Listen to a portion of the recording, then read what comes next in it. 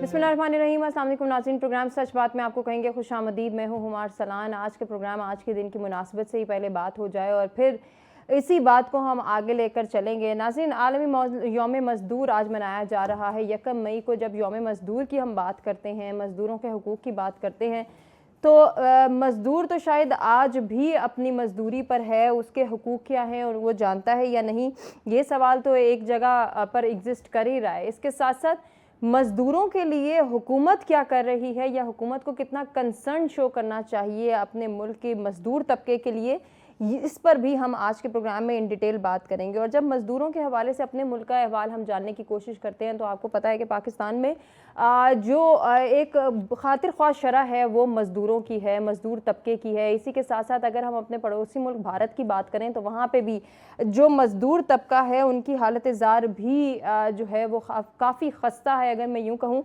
तो ये बात बेजा ना होगी। और इसके साथ साथ अगर इन ममालिक के हवाले से हम बात करें, अगर भारत की स्पेशली मैं इस बात को जोड़ूं कि जो कशीदगी पाक भारत इस वक्त चल रही है, ख़ित्ते पर इसके क्या असरात मुरतब होंगे, तो शायद मज़दूर तबका बहुत सफ़र कर सकता है अगर खुदा न खास्ता ये कशीदगी बढ़ती है, वर्स्ट सूरत हाल इख्तियार कर लेती है, या जो बातें कही जा रही हैं, जो जंगी जुनून इस वक्त भारत के सर पर सवार है, अगर वो इस जंगी जुनून को नहीं ख़त्म करता और मज़मूम कार्रवाइयों को यूं ही जारी रखने की कोशिश करता है, तो शायद ये मज़दूर तबका मज़ीद जो है वो खस्ता हाल हो जाएगा या इनका कोई पुरसाने हाल नहीं होगा। इन पर क्या बीतेगी आने वाले वक्त में, इस पर तो हम ज़रूर बात करेंगे। साथ ही साथ जो पाक भारत कशीदगी है वो क्या रुख, क्या मोड़ इख्तियार कर रही है, इस वक्त जो भारत के अंदर से बगावत की एक बू और लहर हमें नज़र आ रही है, वो किस जानिब जा रही है और क्या मोदी हुकूमत इस बगावत से कोई सबक सीखेगी या नहीं सीखेगी, इस पर भी आज के प्रोग्राम में हम इन डिटेल गुफ्तगू करने जा रहे हैं। जो मेहमान हमारे साथ मौजूद हैं, तारुफ कराते हैं, गुफ्तगू का बाकायदा आगाज़ करते हैं। स्टूडियोज़ में मेरे साथ सीनियर एनालिस्ट मौजूद हैं हनीफ कमर साहब। सर, आपको खुशामदीद कहना चाहेंगे। दिफाई तज्ज़ियाकार मेजर जनरल रिटायर्ड समरेज सालिक साहब हमें ज्वाइन कर रहे हैं। सर, आपको भी खुशामदीद कहेंगे। कश्मीर एक्सपर्ट एडवोकेट सुंदस मलिक साहिबा भी हमें ज्वाइन कर रही हैं, आपको भी हम खुशामदीद कहेंगे। हनीफ कमर साहब, गुफ्तगू का आगाज़ सर मैं आपसे करना चाहूँगी, और मैं जिस तरह से यौम मज़दूर की बात कर रही थी और मज़दूर तबके के हुकूक़ की बात कर रही थी, इस वक्त अगर हम इस खित्ते की बात करें, इस पूरे खित्ते में मज़दूर तबका जितना सफ़र कर रहा है, मेरा नहीं ख्याल कि कोई और तबके पर इस हालात का ज़्यादा से ज़्यादा अगर असरअंदाज भी कहें या फिर आने वाले हालात अगर कशीदा होते हैं तो भी यही तबका सबसे ज़्यादा पिसेगा। बहुत शुक्रिया हुमा। इसमें कोई शक नहीं कि ये ख़ित्ता जो पाकिस्तान और हिंदुस्तान पर मुश्तमिल है ख़ास तौर पर, बल्कि इसको थोड़ा सा मज़ीद वसी करें तो जो बर्र सग़ीर का ख़ित्ता है, ये ख़ित्ता सोने की चिड़िया है और हमेशा तारीख़ में ये ख़ित्ता सोने की चिड़िया के तौर पर ही देखा गया है। और बैरूनी दुनिया से लोग आते थे और यहाँ से जो है वो इस्तिफ़ादा करते थे और यहाँ की इकानमी जो है वो पूरी दुनिया के लिए वो ख़ुराक का और दौलत का जो है वो ज़रिया बनती थी। आज भी वसाइल उसी तरह ही है। इस खित्ते के दोनों ममालिक, बड़े जो ममालिक हैं पाकिस्तान और हिंदुस्तान, उसके पास उतने ही वसाइल हैं, और अगर वो वसाइल लोगों की फ़लाह व बहबूद के लिए, अवाम की बेहतरी के लिए ख़र्च की जाए तो बिलाशुबा ये दोनों वेलफेयर स्टेट्स बन सकती हैं और दुनिया में ऐसी वेलफेयर स्टेट्स बने कि शायद इनकी मिसाल कहीं पे ना मिले। ये बहुत बड़ी एग्रीकल्चर लैंड है, हर तरह के मौसम हैं, हर तरह के कुदरती वसाइल हैं यहाँ पे। ये मैं दोनों मुल्कों की बात कर रहा हूँ, हिंदुस्तान और पाकिस्तान की। और सबसे बड़ी बात ये कि दोनों मुल्कों के बड़े मेहनती अवाम हैं। यहाँ पे जो ह्यूमन रिसोर्स है वो बहुत ज़बरदस्त है। यहाँ का ह्यूमन रिसोर्स दुनिया में जाकर अपनी कामयाबियों के झंडे गाड़ रहा है।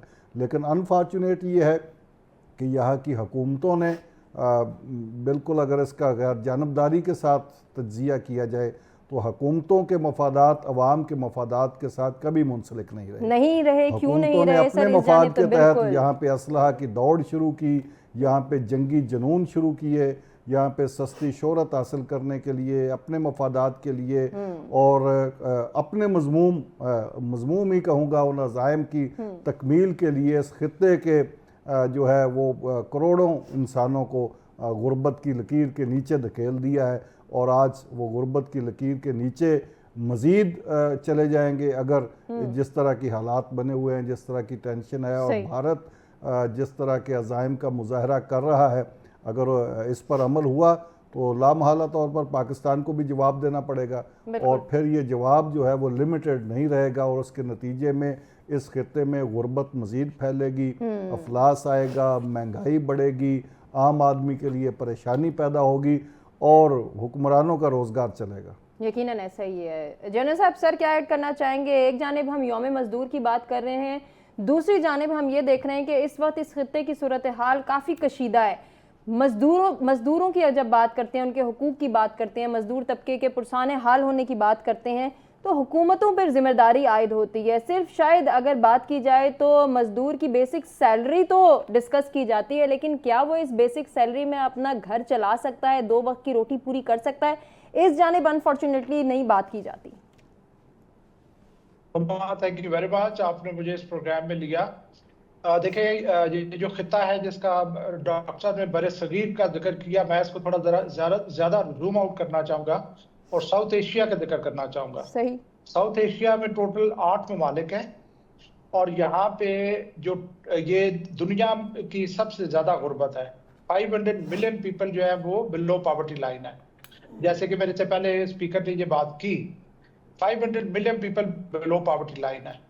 تو یہاں پہ جو بیسک وجہ مجھے نظر آتی ہے جس کی وجہ سے اس علاقے میں ترقی نہیں ہو سکی، خوشحالی نہیں آ سکی، ایک دوسرے کے ملکوں کے ساتھ ٹریڈ نہیں ہوتی، یہ جو ملک ہے ساؤتھ ایشیا کے، یہاں پہ ود ان دم سیلف جو ٹریڈ ہے وہ صرف 6% ہے، اور باہر کی دنیا کے ساتھ یہ ٹریڈ کرتے ہیں 94%۔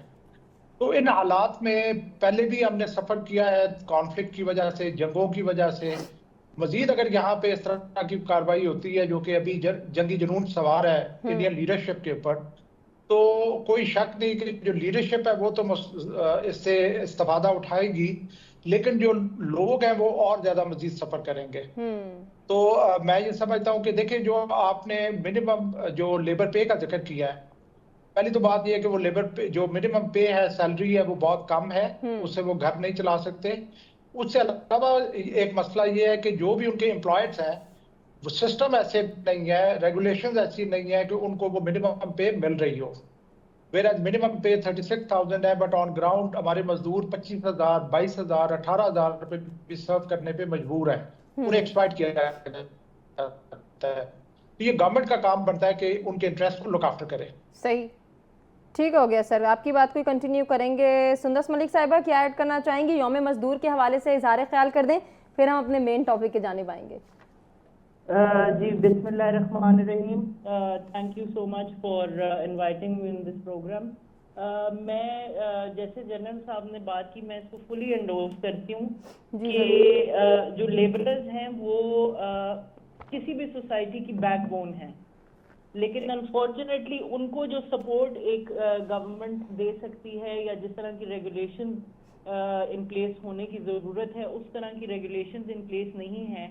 اور کیونکہ میرا اپنا تعلق بھی کشمیر سے ہے، مجھے یہ بات بھی معلوم ہے کہ ایک وسیع تعداد کشمیریوں کی ایز لیبررز، ایز ورکرز پورے پاکستان میں کام بھی کرتی ہے، اور ان کو جو ہے وہ اپرچونٹیز بھی یہاں ملتی ہیں، لیکن جس طرح کی اس وقت کشیدگی چل رہی ہے ہندوستان کے ساتھ ہمارا جو تعلق ہے، یا باقی بھی ساؤتھ ایشین ممالک کا بھی جو تعلق ہے، ایک ایڈورسریل رول ہمیں نظر آتا ہے اور ایک کلیکٹیو یقیناً نظر آتا ہے۔ سندس ملک صاحبہ آپ کو ہم ضرور موقع دیں گے کہ آپ اپنی بات مکمل کریں۔ ناظرین ابھی ہمیں ایک بریک کی جانب بڑھنا ہے، بریک سے جب ہم واپس آئیں گے ان ڈیٹیل پاک بھارت کشیدگی اور آنے والی صورتحال کو ہم ڈسکس کریں گے اپنے مہمانوں کے ساتھ ایک بریک کے بعد۔ ناظرین پروگرام میں ایک مرتبہ پھر سے آپ کو کہیں گے خوش آمدید۔ سندس ملک صاحبہ ہم نے کہا تھا کہ بریک سے واپس آئیں گے تو آپ کو موقع دیں گے کہ آپ اپنی بات مکمل کریں۔ کشمیر افیئرز کے حوالے سے ہم بات کر رہے تھے، کشمیر کی صورتحال پر آپ بتا رہی تھی کہ جو کشمیر میں اس وقت مزدور طبقہ ہے وہ کس طرح سے زندگی گزار رہا ہے، اور پہلگام واقعے کے بعد اس وقت جو کشمیر کی صورتحال ہے، میں چاہوں گی تھوڑا سا اپنی گفتگو میں آپ اس کا تذکرہ بھی کریں۔ جی بہت شکریہ۔ دیکھیے جہاں تک کشمیر کی بات ہے، of course we have always been on the receiving end of all the Indian aggression, جو کہ وہ پاکستان کی طرف نہیں کر سکتے تو وہ کشمیریوں کے اوپر اپنا اس غصے کو ٹھنڈا کرتے ہیں، اور اس کے مد میں جو مزدور طبقہ ہے، جو ورکنگ کلاس طبقہ ہے، جو غریب غربا ہیں، وہ سب سے زیادہ دبا ہوا طبقہ ہے کشمیر کے اندر۔ since Pahalgam attack, more than 200 people have been arrested without any reason, without any cause in the Kashmir Valley. اور ہم نے اس سے پہلے بھی دیکھا ہے کہ جب ڈے لائٹ مرڈرز ہوتے ہیں تو وہ مزدور طبقے کے ہوتے ہیں، کیونکہ ان کا کوئی پرسان حال نہیں ہے، ان کو کوئی پوچھنے والا نہیں ہے، تو they are an easy target for the Indian occupational forces. لیکن جہاں تک بات ہندوستان کی اپنی آتی ہے، وہاں پر بھی ہمیں کچھ اسٹیٹسٹکس زیادہ اچھے نظر نہیں آتے. According to the National Institute of Health, according to CNN itself, more than 30 farmers die by suicide every single day, and that is a huge number. That is a huge number for anyone to consider کہ اتنے لوگ by suicide مر رہے ہیں اس وقت ہندوستان میں، کیونکہ ان کے پاس اتنے افلاس کی کمی ہے، چیزوں کی کمی ہے، and they are not able to uplift itself. لیکن بھارت بجائے اس کے کہ اپنے آپ کو اپلفٹ کرے، پورے ساؤتھ ایشیا کو اپلفٹ کرے، ایز اے لیڈر سامنے آئے یا ایز اے ممبر سامنے آئے ساؤتھ ایشین کمیونٹی کے، ان کے سر پر جنگ سوار ہے، کمیونلزم سوار ہے، پاکستان کی مخالفت سوار ہے، اور وہ صرف اسی چیز کو پش کرتے ہیں کیونکہ وہ بھی یہ جانتے ہیں کہ مودی حکومت has only one leg to stand on, and that is hatred towards Muslims and Pakistan and Kashmiri.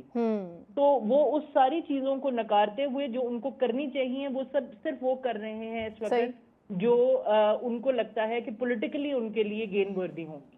یقیناً ایسے ہی. جنرل صاحب آپ کی جانب آئیں گے سر. ہم چونکہ پاک بھارت کشیدگی پر بھی ان ڈیٹیل گفتگو کرنا چاہ رہے ہیں. اس وقت سچویشن آپ کی نظر میں کس جانب جا رہی ہے؟ خطے پر اس کے کیا اثرات مرتب ہو سکتے ہیں؟ آنے والا وقت کتنا الارمنگ ہے اس خطے کے لیے؟ سر فرمائیے گا. دیکھیں پاکستان کی طرف سے جو رسپانس گیا ہے وہ تو بہت فرسٹریٹ کرتا ہے انڈیا کو، اور بہت اچھا رسپانس گیا ہے. اور اس کی وجہ سے اور جو یہاں پہ ہمارے پاس جو اسٹریٹجک کیپیبلٹی ہے، جو ہماری آرم فورسز ہیں، جس طریقے سے عوام کا جذبہ ہے، ان ساری چیزوں کو دیکھتے ہوئے ابھی تک انڈیا ہمت نہیں کر سکا کہ جو وہ کرنا چاہ رہا ہے، جس کے لیے اس نے ماحول بنایا تھا، وہ کر نہیں پا رہا.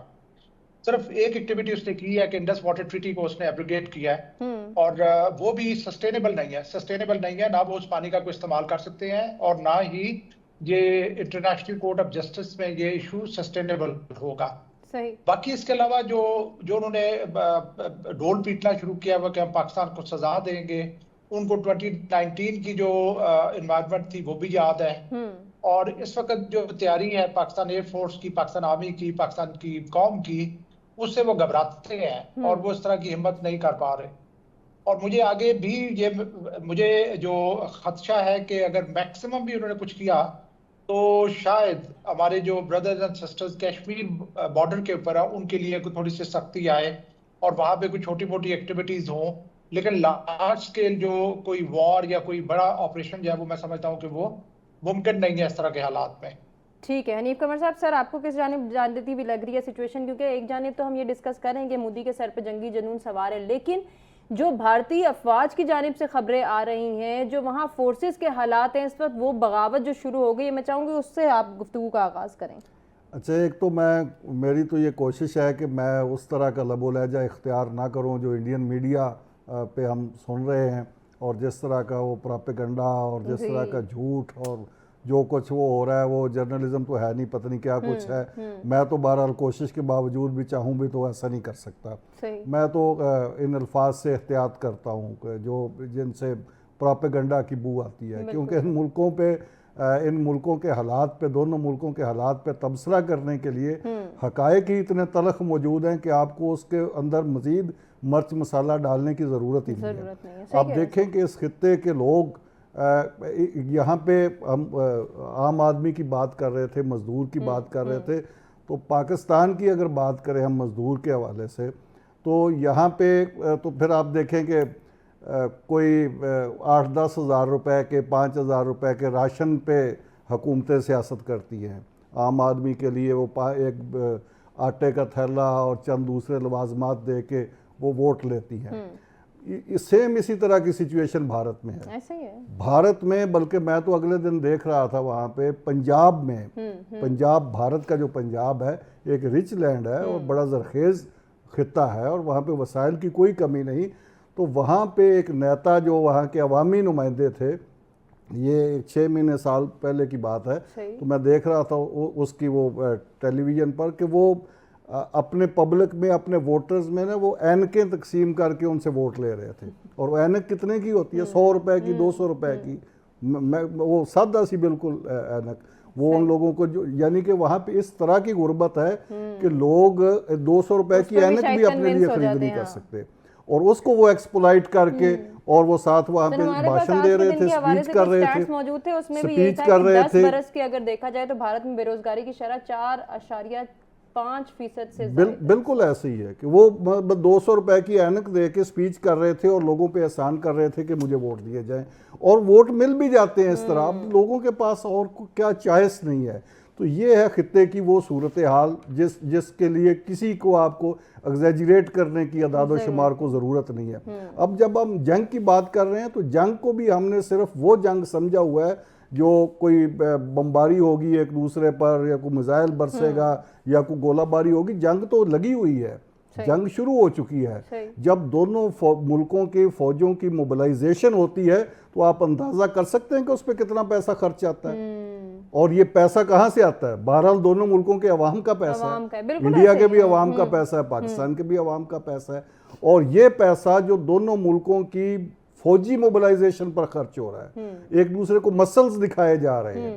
اگر یہ پیسہ عوام کی فلاح و بہبود پہ خرچ ہو تو یہاں پہ کیا سے کیا صورتحال سر. یہ تو تبھی ہو سکتا ہے نا جب حکمران اس حوالے سے سوچیں, اور بالخصوص مودی حکومت سوچے, کیونکہ ہم تو ابھی کول اینڈ کام ہے کہ ہم جوابی کارروائی کریں گے, ہم پہل نہیں کریں گے کبھی بھی. میں تو اس خطے کے جو پولیٹیکل سائنس کے ماہرین ہیں, میں تو ان کا بھی فیلئر سمجھتا ہوں کہ یہاں پہ پولیٹیکلی آپ کو ایسی لیڈرشپ ہی نہیں ملی اس خطے کے لوگوں کو کہ جو ان لوگوں کے اندر کوئی سوک سینس یہاں پہ ڈیولپ کرتی, یہاں پہ سماجی شعور پیدا کرتی, پرامن ہمسائیگی کا تصور دیتی یہاں پہ, اور آپس میں بہترین تعلقات کے ساتھ رہنے کا سینس دیتی. یہاں پہ جو لیڈرشپ تھی, اس لیڈرشپ نے یہاں کے لوگوں کے جذبات کو ایکسپلائٹ کیا ہے, ان کو مرنے کا تو یہاں پہ ان کے اندر لگن پیدا کر دی ہے, اب ایک دوسرے کے لیے مر مٹنے کا جذبہ تو پیدا کر دیا ہے, ان کو زندہ رہنے کا شعور نہیں دیا, اور زندہ رہنے کے لیے فیسیلیٹیشن نہیں. اس کے اندر تو بات ہی یہی آتی ہے کہ پھر بات نفرت سے شروع ہو کے نفرت پہ ختم ہوتی ہے.